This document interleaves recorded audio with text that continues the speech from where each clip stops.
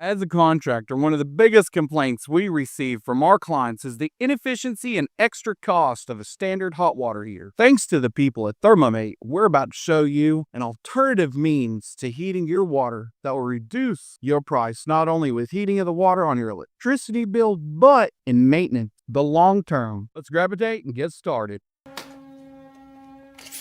So ThermoMate originally sent us this one to try out for our customer, but they wanted to up the tub and run the whole house on it. So then they were nice enough to send us this one. And that is the 11 kilowatt model. It uses 1/2-inch water lines. This is the 27 kilowatt and uses 3/4 water lines. It's going to heat water a lot better, a lot more efficiently. This one's 2 gallons per minute. This one's 6.5 gallons per minute. We'll be able to heat. I'm sorry. That's like, no, hold on. So they'll be able to run 2 showers and fill a tub at the same time, maybe even wash dishes. That's right. And they'll be able to save a lot of space with this because we're going to put this thing in an attic in an insulated room. Really? Yeah. Okay. And then they can use that closet they got the current water heater in. They can use it for storage. Everybody needs more of that. Tell me about it, because I'm about to have to clean out my she shed for my wife. Actually, it's my wife. So the parts you're going to need, Well, what is this? that is a descaling filter. So that's going to go in line before you go into your water heater, and that's going to keep all that white buildup that you see in a tanked water heater out of the heating elements in here, because this superheats really fast and causes a lot of scale if you don't have one of these. So that is the biggest failure point on tankless water heaters, is people not using these. So that is going to save this unit and make it last a really long time. You're also going to need isolation valves right here. And that's going to have your pop off, and then it's got clean outs with little caps, so you can run a cleaner through this once or twice a year. Well, let's get after it. Heard it here first. So we're going to run 8-2 Romex to this. We got to run 3 strands of it with 3 40-amp breakers. The breakers will go in their electrical panel. The wire will come through these Romex connectors and tie into these lugs here. How are they going to tie into the lugs? Well, we're going to strip the wire and run them into these ports here on the lower side. How else would you connect there? I mean, is it 2 hots, a neutral, a ground? You put the ground right here?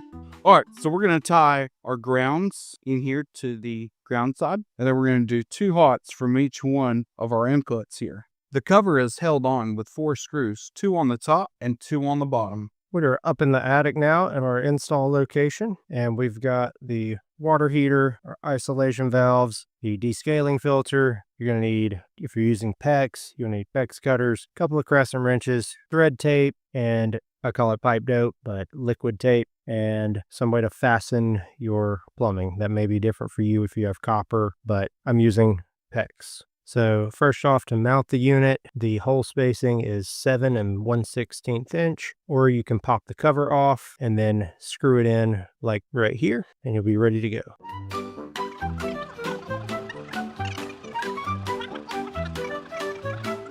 So if you're going to put one of these in the attic, definitely be very careful and insulate around. We're in a warmer climate, so it's not too big of a deal. But we've got these cavities insulated behind here, and then we're going to put a door on the front of this so you can get to it for maintenance. All this was for repping, so I'm going to get this all trimmed down and prettied up a little bit, and then I'll see you with it cleaned up. Now I have everything roughed in.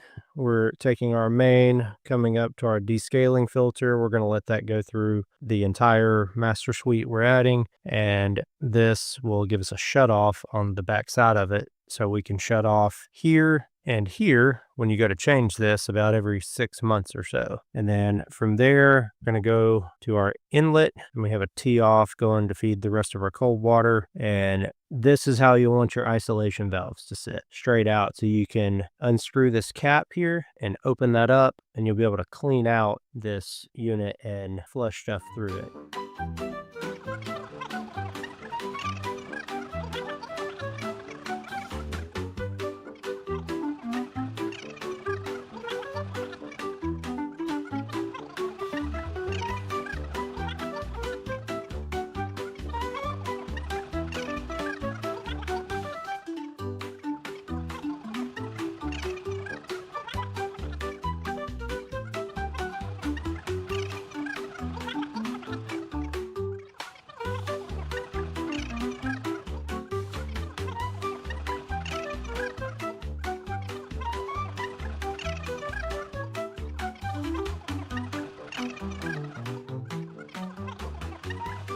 Now that we have our isolation valves in here, you can hang the unit back up. And then you've got a hole here and over here. You can put an extra screw in, and that'll secure the bottom of this in.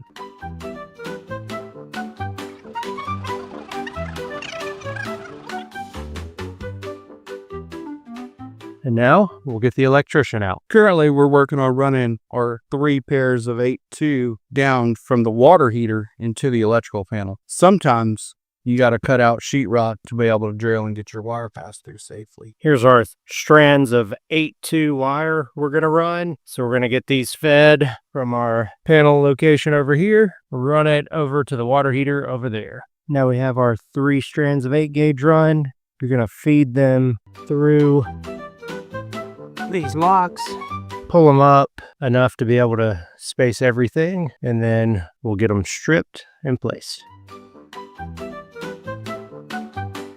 So now all of our connections are in, and you can see black, white, black, white, black, white, and our ground. So tie all the grounds together and send one line in. So very important that on these you send a black and white pair from one wire. Don't mix them up. And that's all of your wiring. If you're not comfortable with this, make sure you hire a electrician and let them do this. There's also a dip switch up here. Make sure that is in the down position, and that's for 240 volts.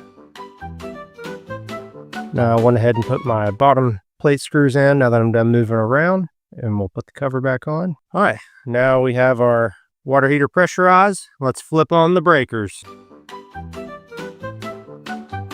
Breakers have been engaged. All right, I see a green light. I didn't die when I touched it. Let's press in to turn it on. All right, we've got our temperature setting. Let's set at 100 degrees for now. It says 59. I'm assuming that's the incoming water temperature. Let's go flow some water and see what happens. Get the air out of the system.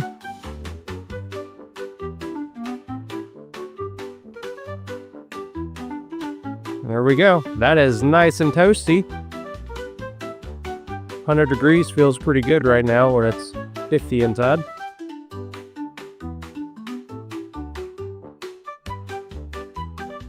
And there we are. The installation is complete. We've checked for leaks. Everything's good. So now these customers can enjoy endless hot water and not have to heat water when they're not using it. That's the key with these. They will save you money in the long run.